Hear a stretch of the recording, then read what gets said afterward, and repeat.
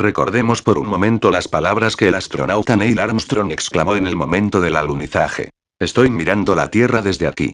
Es grande, brillante y hermosa. Desde ese momento, han sido muchas las personas que han soñado con poder contemplar con sus propios ojos esa imagen. Una vez que el ser humano salió a bordo de cohetes espaciales, nuestro planeta fue el primero en ser observado desde el espacio. Y resultó una visión sobrecogedora. Como se observa en la imagen, vista desde el espacio, la Tierra resulta una bella y brillante esfera azul con manchas blancas que corresponden a las nubes, mientras las zonas pardas son los continentes. Parece que irradia luz y en verdad es así, ya que, como el satélite terrestre la Luna, nuestro planeta también refleja la luz solar. La segunda imagen es un montaje de varias fotos tomada por la NASA en la que se aprecia la salida de la Tierra desde la Luna, de manera similar a como nosotros desde nuestro planeta contemplamos la salida del Sol. En este capítulo vamos a tratar de analizar nuestro planeta como si nos estuviéramos aproximando a él a bordo de una nave imaginaria, desde las profundidades del universo. Veremos cómo se observa desde el espacio, fundamentalmente cómo se ve nuestro planeta desde la superficie lunar. Analizaremos qué podemos saber de la Tierra. Llegaremos a conocer su masa, su forma aproximada, el porqué de las extrañas auroras boreales y otras características de nuestro planeta, así que sin más preámbulos, comienza el viaje. ¿Nos acompañas? El sistema solar y nuestra galaxia. Debido a la infinidad del universo, los astrónomos utilizan como medida básica la unidad astronómica, UA, que corresponde a unos 150 millones de kilómetros. Pues bien, nuestro planeta se ubica en una galaxia llamada Vía Láctea que alberga millones de soles, estrellas, planetas enanos, asteroides, cometas. Recibe tan peculiar nombre porque, al verse desde la Tierra, parece un camino blanco en el cielo de la noche, como se aprecia en la imagen. La Vía Láctea tiene forma de espiral conformada por dos brazos. En uno de ellos, denominado el brazo de Orión, se encuentra el sistema solar, que es un sistema planetario compuesto por 8 planetas que giran en torno al Sol, la única estrella de este sistema. Se considera que el sistema solar dista aprox. 28.000 años luz del centro de la galaxia que lo alberga, la Vía Láctea.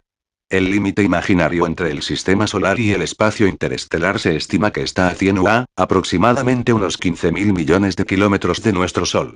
Este límite o frontera recibe el nombre de heliopausa y, como decimos, es imaginario debido a que en el universo hay más vacío que materia.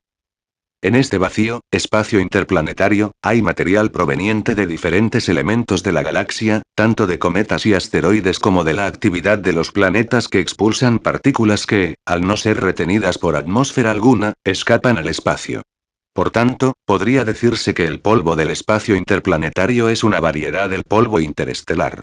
Estructura del sistema solar. Además, el Sol expulsa un plasma formado por gases, material disperso sólido y partículas cargadas en el llamado viento solar. Cuando este plasma llega a la ionosfera de la atmósfera terrestre se produce un bello fenómeno visible denominado aurora boreal. El imaginario límite externo de nuestro sistema, heliopausa, se ubica en una zona donde el viento solar interacciona con los flujos provenientes de otras estrellas, en el espacio interestelar. Las dimensiones de nuestra galaxia son gigantescas, ya que los cometas, que son los cuerpos del sistema solar más alejados del Sol, poseen unas órbitas tan excéntricas que llegan a una distancia de más de 50.000 UA. Dentro del sistema solar, la Tierra es el tercer planeta más cercano al Sol, así que la distancia que le separa del astro rey es de solo 150 millones de kilómetros. Un pasado extraterrestre compartido. Se estima que la Tierra se formó por aglomeración de materia atraída entre sí por la acción de la gravedad, hace cerca de 4.500 millones de años. Y lo mismo puede generalizarse para el resto de componentes del sistema solar. Detalle de una nebulosa. La hipótesis que actualmente más se acepta, considera que la formación de nuestro planeta estuvo ligada a la del Sol. Tras la explosión de una posible supernova, quedó una nube de polvo y gas interestelar, lo que se conoce como nebulosa, que fue concentrándose hasta acabar en un colapso gravitacional. Dicho de otro modo, la repulsión en forma de onda expansiva esparció materia en una amplia región del espacio. Esto generó lo que sería la nebulosa solar originaria que, al concentrarse en cuerpos cada vez mayores, constituirían el Sol, los planetas, asteroides, cometas, etc. Este origen compartido queda respaldado con cada nueva roca traída o analizada durante las expediciones espaciales realizadas a diferentes elementos de nuestro sistema solar. Una vez obtenido el análisis químico general de las rocas y su datación aproximada, nada contradice el origen similar de todos los componentes del sistema solar a partir de una posible supernova que acabó explotando. Aún hoy los satélites captan radiaciones y ecos de la explosión originaria o gran estallido que formó el universo, el Big Bang en inglés. Estos ecos se recogen en forma de luz visible que nos llega de diferentes estrellas y que tienden hacia la franja del color rojo. A este fenómeno se le llama corrimiento al rojo y, de forma práctica, se traduce en que los cuerpos que emiten luz roja se están alejando de nosotros. La materia en el universo continúa expandiéndose, separándose del punto originario donde estaba lo que fuera que estalló en el Big Bang y sobre lo que aún los astrónomos siguen sin ponerse de acuerdo. Por el contrario, si observamos un objeto que emite luz azulada, deduciremos que el objeto se nos acerca. Características del planeta Tierra. Nuestro planeta es muy peculiar en muchos aspectos. Presenta una estructura concéntrica formada por capas que engloban a otras y que se encuentran en distintos estados. De dentro hacia afuera, parte del núcleo se encuentra en estado fundido rodeado por la geosfera, formada por distintas capas rocosas. Sobre ellas se ubica la hidrosfera, compuesta por todo el agua líquida del planeta. Por encima de esta se encuentra a su vez la atmósfera conformada por distintas capas gaseosas. Características del planeta Tierra. En lo que respecta a la geosfera, nuestro planeta es en la actualidad el único del sistema solar que sigue presentando una activa tectónica de placas. Venus y Marte parece ser que en su día la tuvieron, pero actualmente se ha descartado. Esta tectónica activa se encarga, entre otras cosas, de borrar de la superficie los cráteres de impacto de los meteoritos, así como de alterar la distribución de mares y océanos. En la clasificación de los planetas, la Tierra se considera un planeta rocoso, puesto que posee distintas capas en su estructura interna, núcleo, manto y corteza, a diferencia de los llamados planetas gaseosos. Puedes visitar el capítulo sobre las capas de la Tierra si deseas conocer más detalles sobre este asunto. Aplicando las leyes de Newton, gravitación universal y aceleración gravitatoria, se considera que la masa del planeta Tierra es de 5,98 x 1024 kilogramos, mientras que posee una densidad de 5,52 gr/cm3. Es decir, es el planeta más denso de todos los del sistema solar. Esto se debe a que posee abundantes cantidades de elementos pesados tales como el Si, K, Mg, O, Feol, que se combinan entre sí formando estructuras estables en los minerales formadores de rocas. Sin embargo, y dado que el planeta posee distintas capas de diversa composición, no sería nada apropiado decir que la parte rocosa o sólida del planeta, geosfera, tiene una densidad media de 5,52 gr/cm3, ya que ninguna de sus capas presenta tal valor. De hecho, de la superficie al núcleo del planeta la densidad va en aumento, de manera que la corteza presenta una densidad media de 2,7 gr/cm3, el manto de 4,6 gr/cm3 y el núcleo interno de hasta 11 gr/cm3. La Tierra, como Venus o Marte, presenta una atmósfera que logra que la superficie tenga una temperatura media de 15 grados, por lo que el agua se encuentra en sus tres estados, sólido, líquido y gas. Por si todo esto fuera poco, la Tierra posee un magnetismo muy intenso y de carácter bipolar, que se cree debido al movimiento de las cargas electrizadas del interior del planeta, concretamente en el núcleo terrestre. La atmósfera terrestre. La Tierra posee una atmósfera rica en oxígeno, temperaturas moderadas, agua abundante y una composición química variada. Se recomienda visitar el capítulo sobre la atmósfera para un mayor detalle. La intensa gravedad terrestre actuó como una barrera invisible que retuvo e impidió que se escaparan gran parte de las partículas cargadas que se vertían al espacio como consecuencia de las diferentes reacciones químicas que ocurrían en la superficie e interior de nuestro planeta. La atmósfera desde el espacio. De esta manera se formó la compleja atmósfera terrestre. Esta capa de aire ha sido fundamental para que se desarrollara la vida en sus diferentes formas, pero también para preservar la superficie del planeta. De esta forma se generó la corteza terrestre, constituida por la alteración de las rocas ígneas del manto a consecuencia de la acción de los agentes atmosféricos sobre los estratos rocosos expuestos a las inclemencias del tiempo. En los primeros tiempos de nuestro planeta la actividad volcánica fue tan intensa que, como consecuencia de sus emisiones, se acabó generando una capa de gas. Este gas contenía multitud de partículas cargadas, interaccionando entre sí y castigando a la recién solidificada superficie terrestre en forma de rayos o descargas eléctricas. A esta capa los científicos la denominan atmósfera y tenía una composición muy distinta de la actual, pero tuvo una importancia vital ya que permitió la formación de agua líquida, así como la presencia de vapor de agua que, al enfriarse y caer en forma de lluvia, formó la hidrosfera. El continuo intercambio de elementos entre las tres capas, atmósfera, hidrosfera y litosfera o geosfera, es vital para los procesos de la vida, en especial, los ciclos del carbono y del oxígeno. Más del 90% de los seres vivos actuales usan como elemento vital de sus estructuras el carbono. De los 1000 kilómetros que tiene de altura la atmósfera actual, únicamente los 10-18 kilómetros más próximos a la corteza tienen suficiente vapor de agua y polvo en suspensión para ser visibles al ojo humano. De manera que a partir de los 18 kilómetros, donde acaba la troposfera, comienza el oscuro espacio. Con todo, las auroras boreales suelen aparecer a unas alturas cercanas a los 1000 kilómetros, en donde las partículas de nuestra atmósfera, cargadas eléctricamente, interactúan con las radiaciones de partículas solares. Las ventanas al universo. Debido a la existencia de la atmósfera, prácticamente casi todos los elementos del espacio son repelidos o bien resultan muy disipados, de manera que se vuelven prácticamente inocuos para las formas de vida terrestre. De hecho, las mal llamadas estrellas fugaces son en realidad fragmentos rocosos con una cola gaseosa. Al atravesar el pequeño meteorito algunas capas de la atmósfera terrestre que están a muy altas temperaturas, así como calentarse por la fricción que le provoca el roce con las partículas en suspensión, el fragmento rocoso aumenta su temperatura superficial hasta llegar casi a fundirse.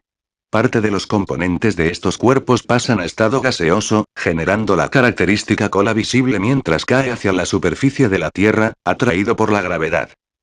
Opacidad de la atmósfera. Aún así, no debemos olvidar que algunos científicos consideran que ciertas radiaciones pudieron influir en la aparición de diferentes mutaciones en los genes de los seres vivos, influyendo así en la evolución de la vida sobre el planeta. Siendo estrictos, en realidad la atmósfera terrestre no resulta totalmente impenetrable sino que posee dos ventanas o aberturas al universo que permiten pasar las radiaciones electromagnéticas con unas longitudes de onda determinadas. La primera imagen muestra un esquema de ambas. La visible y la sónica. Así, se puede hablar de la ventana óptica para la luz visible y zonas cercanas a los rayos ultravioletas e infrarrojos del espectro. Por eso es tan importante que nos acostumbremos a usar una protección con un filtro solar adecuado a la sensibilidad de nuestra piel, cada vez que nos expongamos a la luz del sol ya que este tipo de radiaciones procedentes del espacio y no visibles, inciden y dañan nuestros tejidos.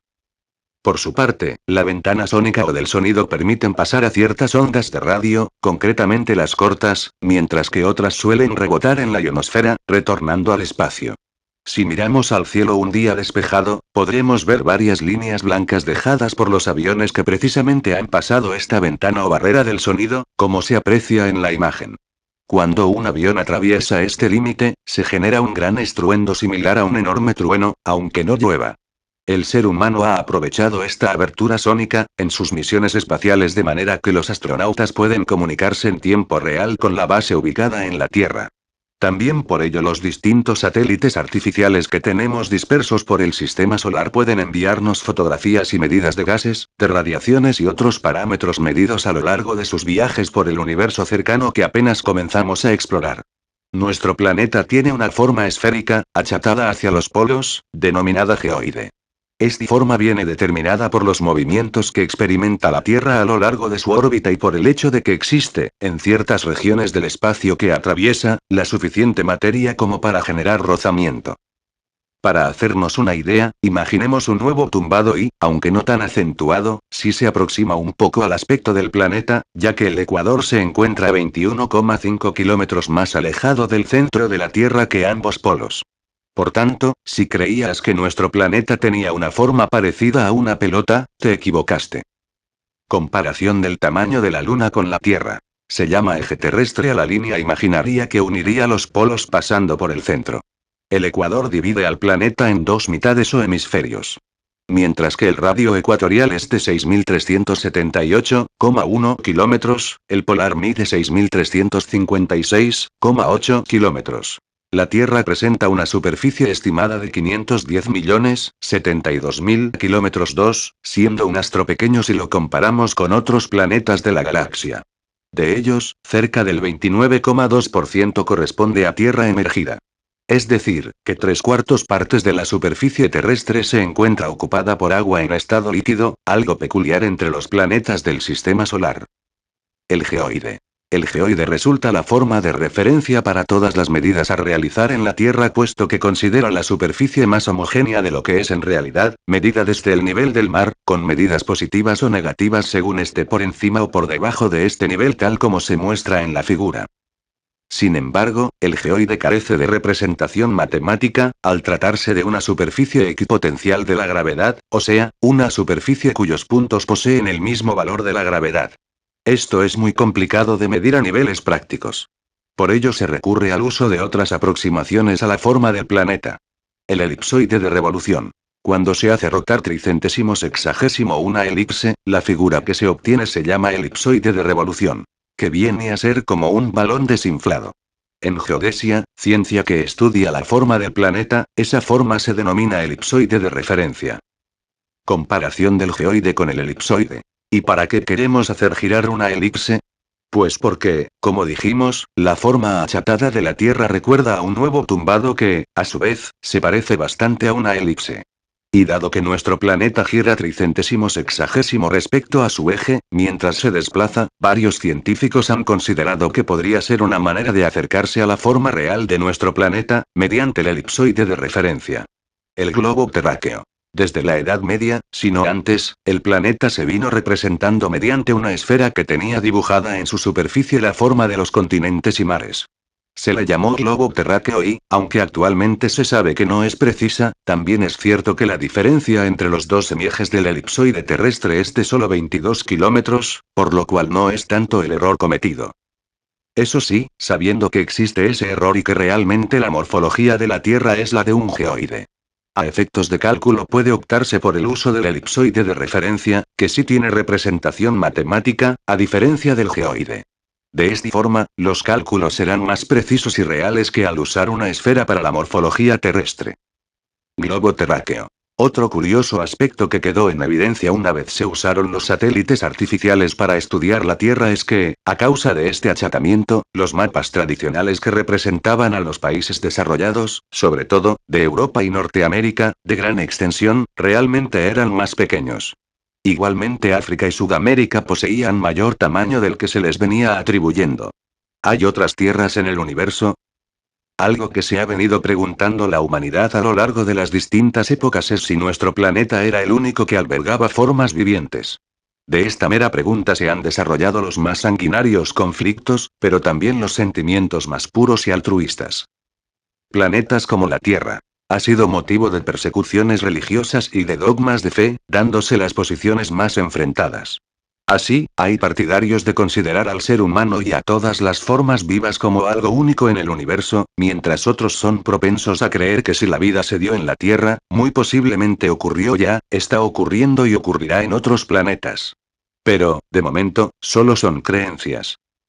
Todas las propuestas que se han realizado en laboratorio para reproducir las condiciones en las que se originó la vida, han resultado ser muy complejas, al requerir unas condiciones determinadas tan severas y extremas que, en ocasiones no han parecido estar avaladas por el registro sedimentario.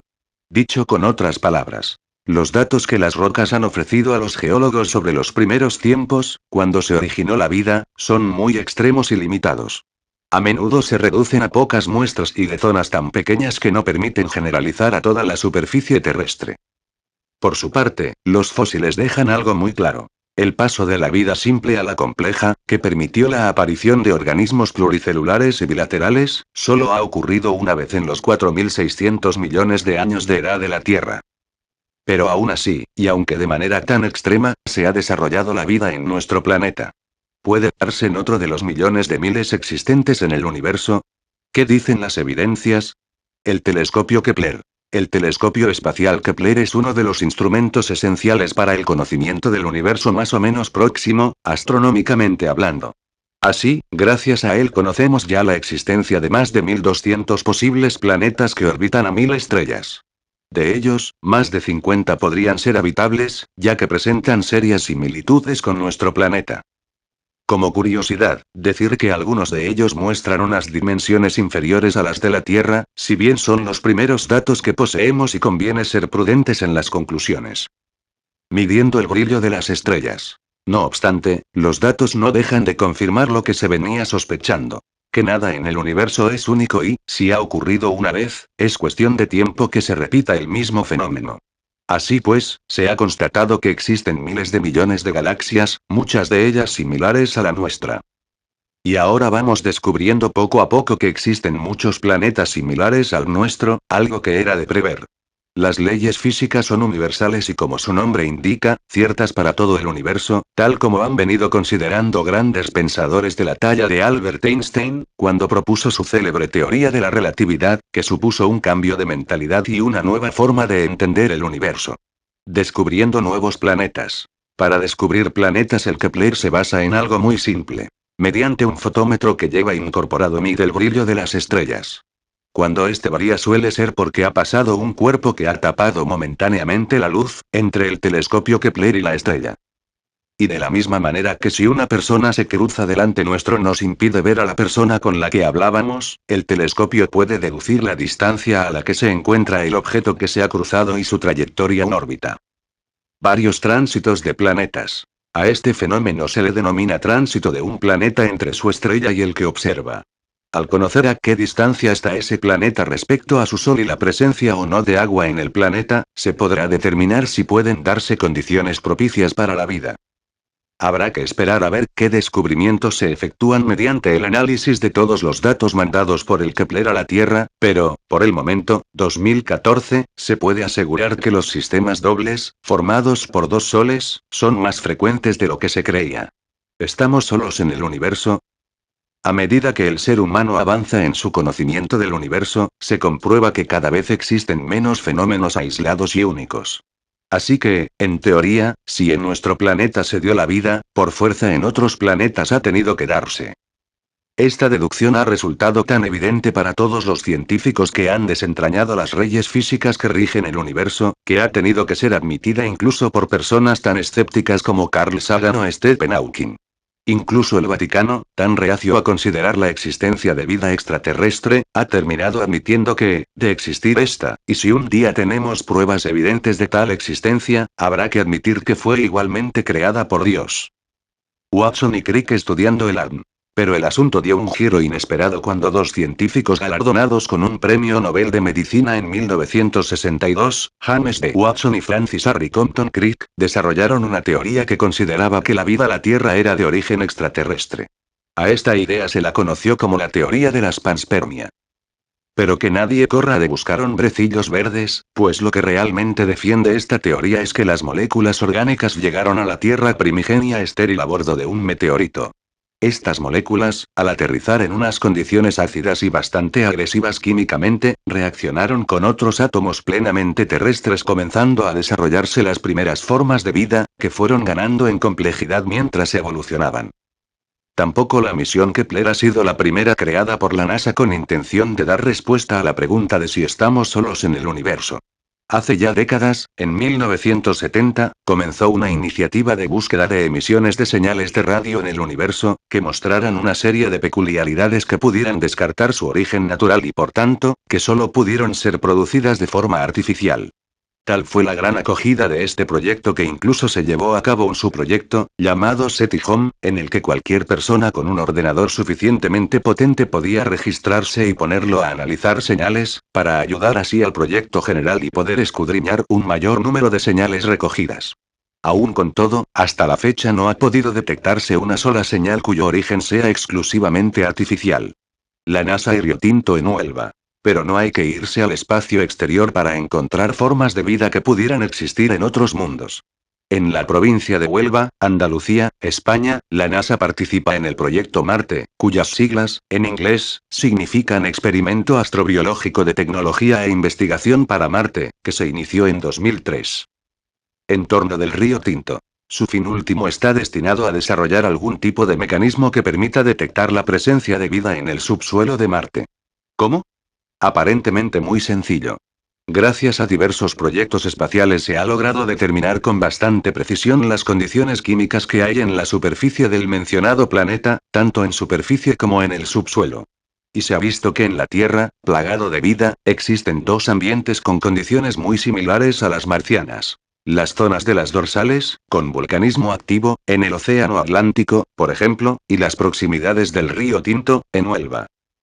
Ambos lugares se caracterizan por ser unos medios extremadamente ácidos, con abundante azufre, muy escaso oxígeno y bastantes minerales pesados que, en muchos casos, resultarían letales para la vida humana.